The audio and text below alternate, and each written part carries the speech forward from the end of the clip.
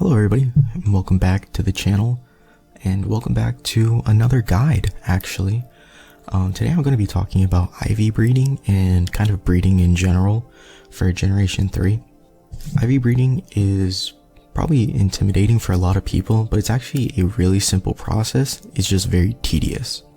So right here I actually have the Smogon website, and it's the breeding guide for basically anything Gen 3 and Gen 4. So scrolling down, there's actually 4 parts to this. Mainly, I think part 1, part 2, and some of part 3 is what's going to apply to most people here. Part 4 talks about more of the hidden powers when it comes to Pokemon. If you want a specific hidden power, a good example would be Salamence with hidden power Flying. Personally, when I use Salamence, I prefer Aerial Ace, so I don't really mess with the hidden powers too much. Another example would probably be hidden power Ghost on any sort of normal type, because it is better than Shadow Ball in some cases. Scrolling down to part 2 of the part 1 breeding guide is the Battle Frontier IV calculator guide. As you can see, it's only in Emerald. This goes over the things that he talks about and what each thing means. And it has all the sayings here. And more than likely, you want something that says, I would say is wonderfully outstanding in ability. This means that its IVs are between 151 and 186. 186 more than likely being the highest.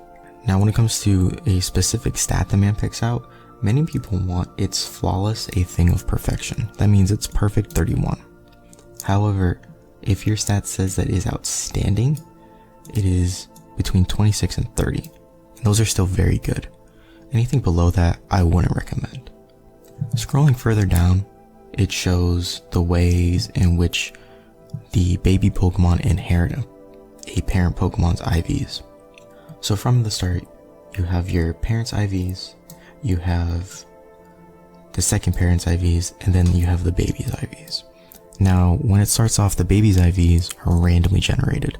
They have no correlation to the parent's IVs. However, there is a chance that one stat will be inherited by the baby Pokemon. So in this example, they use speed. Speed is at 10 for parent A, therefore the baby gets 10 speed. A second stat can be inherited 26 for defense and 26 for the baby. Lastly, parent B can give 30 in special attack, and therefore the baby gets 30 special attack. Usually it's a mixture of parent A and parent B. And this can range from 2 to 3 stats to all 6 stats being inherited. However, as you can see here, it has the percentage of each one happening. So there's a 50% chance that a Pokemon will get 3 of the IVs inherited. And there's a 0.01% chance all 6 will be inherited. As you can see here, they repeat it for Ruby and Sapphire if that's rare you prefer to breed, but it's essentially the same thing. You have the parents and the baby's initial IVs, and then the baby inherits a certain amount of IVs. Most importantly, the baby can't inherit 2 of the same IVs. So if parent A gives off 10 speed for IVs, then parent B can't give any of the speed IVs. It'll only be from parent A. Moving on to part 2 of the breeding guide, this is where it gets into more of the actual hatching part of it, and the other things not really related to IVs. The first thing they talk about is the Flame Body and Magma Armor for Pokemon Emerald, Diamond, Pearl, Platinum, Heart Gold, Soul Silver. So in Gen 3, the only time Magma Armor or Flame Body affects the hatching process is in Emerald. Ruby, Sapphire, Fire Red, and Leaf Green, Magma Armor and Flame Body have no effect. When it comes to breeding, or at least hatching the eggs, it's more favorable to do it in Emerald. Moving on to the Everstone. Again, this only works in Pokemon Emerald, not Ruby Sapphire, not Fire Red Leaf Green. This goes into detail, but if you want a specific nature, you need to give it to the female Pokemon or the Ditto. So say I'm breeding a Ditto with an adamant nature with a female Bagon. I would give the Ditto the Everstone, because the Pokemon that is becoming the offspring is a Bagon. It's important to notice here that if you give an Everstone to both the female and the Ditto, it doesn't increase it beyond 50% chance, and it's always going to be Ditto's nature that's transferred to the baby. And it says here, the female cannot be holding the Everstone if you breed with Ditto. Now, if you have a male and a female Bagon breeding and you want the nature, you will give it to the female Bagon. But you never give the Everstone to the male. All of this works. Usually if you want a specific nature, it's always best to just use Ditto with a nature, preferably good IVs, and just go from there, because trying to find a female of the Pokemon with the proper nature is much more difficult than just finding Ditto.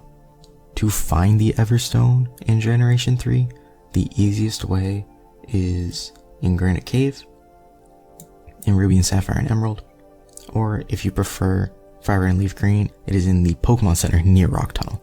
Now, if you would like a Ditto with a specific nature, you can have a synchronized user like Abra or Kadabra, has all the synchronized users here with that specific nature that you want, and you're more likely to get it. So when it comes to getting Dittos with perfect IVs, you really don't know without catching them. Unless you're doing some sort of RNG manipulation, you just need to catch a bunch of Dittos and check them with the guy in the Battle Frontier to see how the stats are.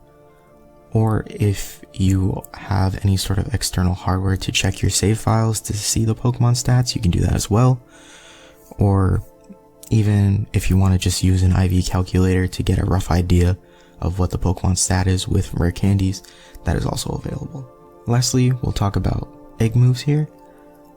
If you want to have an egg move on a Pokemon, it is the male that passes down the egg move. So for example, if I would like a Ninetales with Hypnosis and Spite, then the Pokemon that I found easiest to get that on a Ninetales would be Smeargle. So you would need a male Smeargle to sketch both Hypnosis and Spite, breed that with a female Vulpix, and the offspring will have both Hypnosis and Spite. Now if you try to do this with any female Pokemon, the move will not pass down. It needs to be the male. So nature's female, moves male. Even if you keep the Pokemon in the daycare and it learns new moves that override that egg move, the baby Pokemon will still have those egg moves. The egg moves will only be not bred if you take that Pokemon out. So say I have a Charizard breeding with a Bagon for Dragon Dance, or I'm sorry, if I'm having a Charizard breeding with a Larvitar for Dragon Dance. If the Charizard levels up to the point where it overwrites its Dragon Dance, but it stays in the daycare, the baby Larvitar will still have Dragon Dance. If I take that Charizard out and then put it back in without Dragon Dance, then it will no longer have the baby Larvitar no Dragon Dance. It's somewhat confusing, but your best case scenario is to just keep those Pokemon in there until you get the Pokemon that you want. Lastly, on the Smogon website, there are the IVs of level 5 Pokemon, and there's a whole chart on what each of them will equal.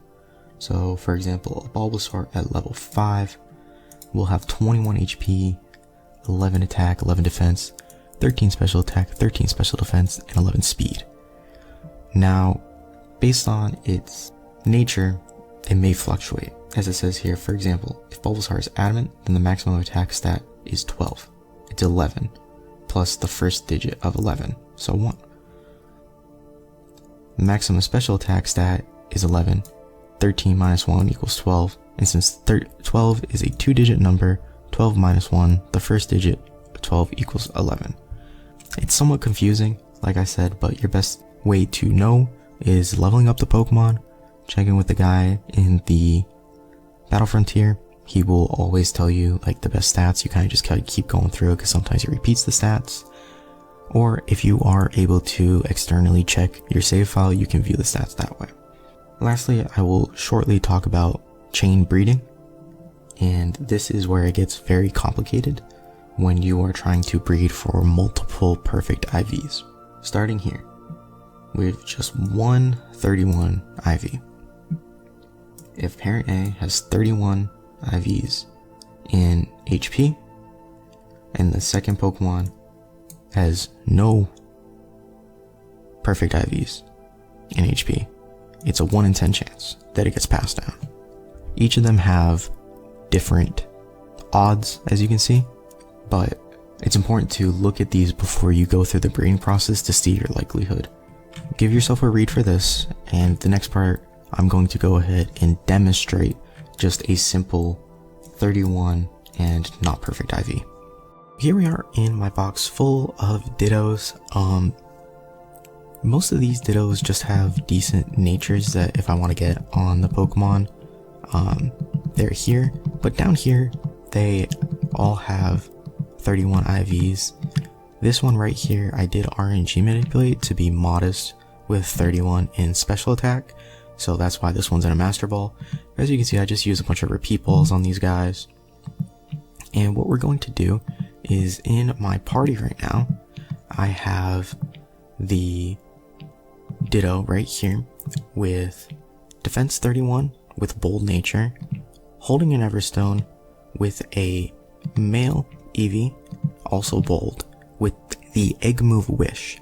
So I prepared a little bit for this, but the goal from here is to go ahead and put the parent Pokemon in.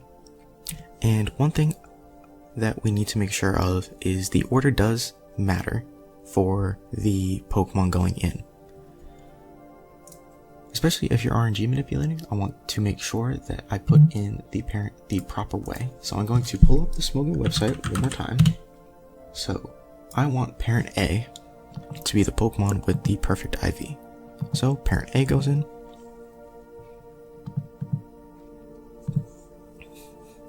And now parent B. So parent B does have no desirable stats, don't care about it, whatever. And now I have Slugma with the Magma Armor, or Flame Body in this case. And now all we gotta do is wait for the old man out here to generate an egg. He usually generates an egg every 255 steps, so we just take this path right here and keep going. So we'll come back when he has an egg. Okay, so our man has an egg for us. Go ahead and grab it. Yes, we want our egg.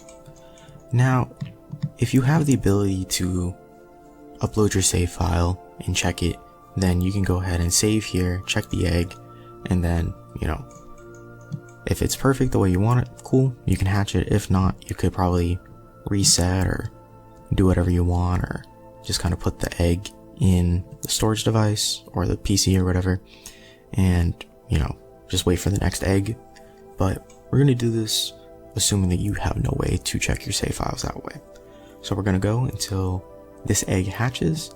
Hopefully we have a few more in our party, and then we'll take probably 5 of them over to the IV checker in the Battle Frontier. Alright, so all of our EVs have hatched. I haven't looked at them at all yet, and we are going to go ahead and fly over to the Battle Frontier. This is solely just to check the IVs. If you don't care about the IVs, really, you can just keep going until you get one with good enough stats for you and go from there. And yeah, let's get started. So, first check on this Eevee. Better than average ability. It's defense. So there we go. Flawless defense. And we'll go ahead and check. and it's jolly. So the nature didn't pass, so that's why we have the other 4 to check. With this, it's a 1 in 4 chance for the IV to pass. So let's check the next one. So this one's special attack. Did not pass. Check the third one.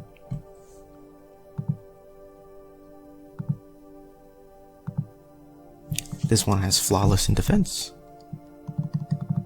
Go ahead, check, and it's bold. So we both got our bold nature, 31 IVs in defense, with wish as an egg move. Now, of course, with this you can go ahead and continue the chain, and because it is a male, it will pass on the egg move, and you can go ahead and get other IVs in certain stats such as HP, special defense, special attack, and go on from there. We can go ahead and check these last 2 just for the fun of it. But yeah, that is the basics of breeding here in Pokemon Emerald. I hope this video was helpful, and let's go ahead and take a look at this guy, defense, another one with 31 IVs. And lastly, check the last one. This one is speed. Oh, interesting. So here we have one with flawless speed. So that is interesting. We can go ahead and check here. This one's quirky nature, so I'm not sure if that's a neutral nature or not, but that's interesting. This one has perfect speed. This one is also bold with 31 IVs in defense. So as you can see, 12 is the 31 IV. So there you go. We have, out of 5 EVs, 4 had a perfect stat, and 2 of them had a perfect stat and the nature we wanted, and of course all of them have the egg moves. So again, you can continue the chain of IV breeding from there and get as many IVs as you want. Of course, it does become a little bit more rare the more you go through the chain, more up to a 1 in 64 chance. But yeah, I hope this video was helpful. I hope everybody was able to get something. And of course, the main thing when we're doing this, it's always to have fun. We're all just playing a Pokemon game at the end of the day. We're just trying to make really cool Pokemon. And yeah, hope you guys enjoyed the video, and I'll see you guys later.